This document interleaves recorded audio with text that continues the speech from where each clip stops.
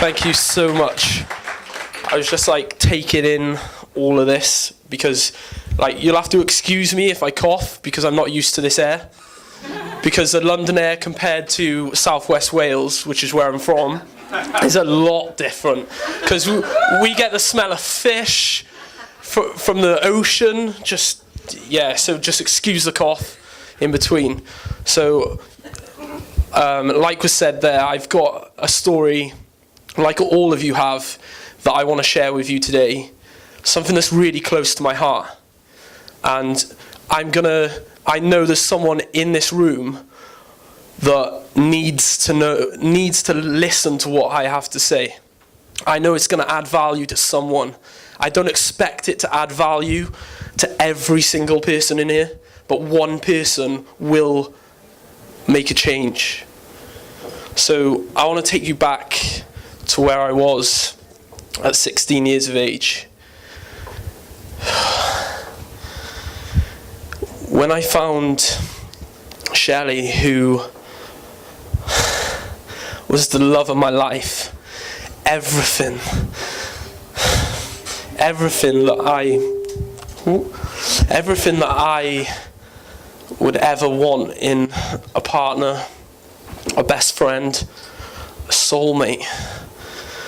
She gave me the love and attention that as human beings we all crave. It's hard to say about anyone that they don't have any flaws, but I just couldn't see them. Unfortunately, back in 2010, after being together for 9 months, I lost the love of my life. I lost her to a cancer battle that she went through for just 3 months. I quit my job to be by her side every single day. In hospital, morning, noon, and night. There was nothing that was going to stop me from being there. Nothing, because I loved her. Who in the audience has ever been in love? Raise your hands. Quite a few. So you know what that love feels like. But when it was taken away, I want to go back a little bit because I have missed something. We, during that time, had parted ways in terms of relationship because she wasn't wanting that, we couldn't have that intimacy when she was in hospital and she was battling. And I didn't understand this because at first it was like, I have enough strength. I'm 16, yes, but I have enough strength to get you through this or at least be there to support you. But when she broke it off at 16, I just felt like maybe she didn't trust me, maybe she didn't see that strength. And then I started questioning, what is wrong with me? Why can I not be there? So fast forwarding time and going out of that, when she passed away, I went from relationship to relationship.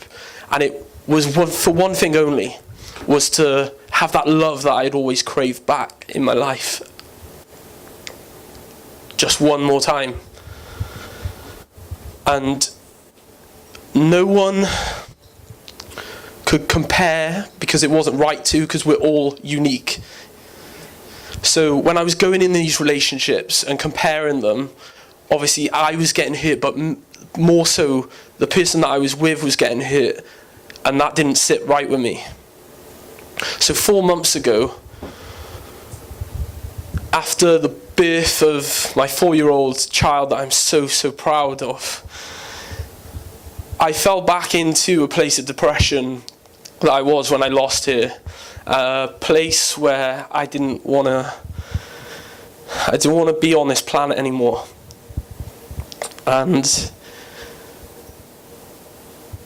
I wanted to take my own life, but I wasn't even strong enough to do that at that time. So that made me feel worse. And then, obviously, the birth of my child, it just gave me something that just like woke me up. It was like, you cannot feel this way. You cannot keep going back to where you once were. Something has got to change now, because next time it'll be too late. So what did I change? I studied people like Warren. I come across people like Eric Thomas, Jim Rohn, and a lot of people, I could take little nuggets from each, but from a place that Warren, and how Warren shares his story and bears all, and how emotional he is, really did struck a chord with me, you know. And so I began to make changes. I watched his videos, and I listened to what he had to say, and I applied it. So what did I do? I started to change the way that I looked at myself, because what I needed to do first was forgive myself for not being there, because I had never done that.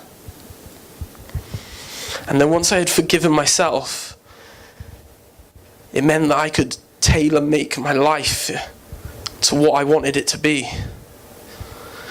So I stopped watching Coronation Street.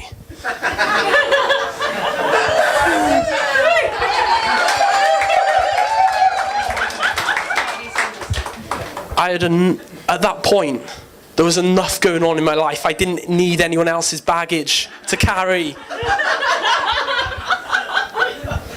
So I looked and observed people, and I noticed the traits in the friends that I had wasn't who I was. And for me to grow and move forward, I needed to socialize and immerse myself with people that think the same. And that's why I'm here. Because you have all come here tonight, either to be inspired or to just take a little nugget from what I'm saying and put it into action. And I'm stood here in Mayfair, which I've had to take in because I'm stood here, my watch, right? I've got a watch, Armani, right? What's the opposite of real? Fake, right? I can tell you how, because when the light shines off the bronze that has come through, but I take that as a reminder when I look at it and see it. I take it as a reminder of, I know where I come from. And that is true because, you know, I haven't come from riches, but I didn't need to. This was my journey. We've all been here. We all need to share our story. We owe it to ourselves, but we owe it to others as well. Because if you can just change one life by sharing it, just one, how much would that truly, truly mean?